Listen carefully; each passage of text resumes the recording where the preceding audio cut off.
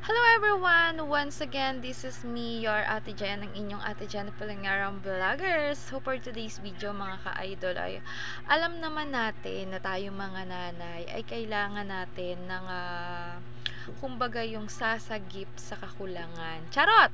Hindi ganun. Pero totoo mga ka-idol. So, syempre, kahit na yung mga asa-asawa natin is may stable na kita, may sinasahod, pero kailangan pa rin natin, 'di ba, ng sasagip.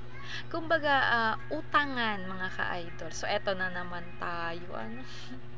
So, syempre, ito yung mga ipopost ko, yung mga pinopost ko dito na tungkol sa mga ganitong mga bagay is based on my own experience and based on my own experiment. So, in-experiment ko, bakit?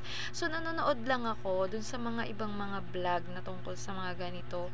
And then, alam mo yun, yung mga pasa-pasa, mga chika-chika, pero hindi ako kaagad naniniwala doon.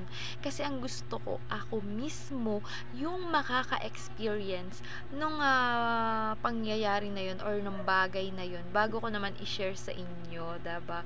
So, marami tayong mga alam na mga utangan na yan. Pero, syempre, ako, nangungutang din kasi ako, diba? Oh. Kaya ang sabi ko sa inyo, pantawid nating mga nanay.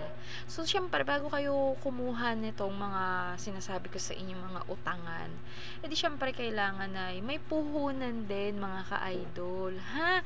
Hindi basta-basta, ha? Kaya yan, sige. Kung interesado ka, stay tuned ka lang dito sa aking mga pages para naman ma-share ko sa'yo kung ano nga ba yung mga dapat kong i-share. O, diba? Thank you for watching!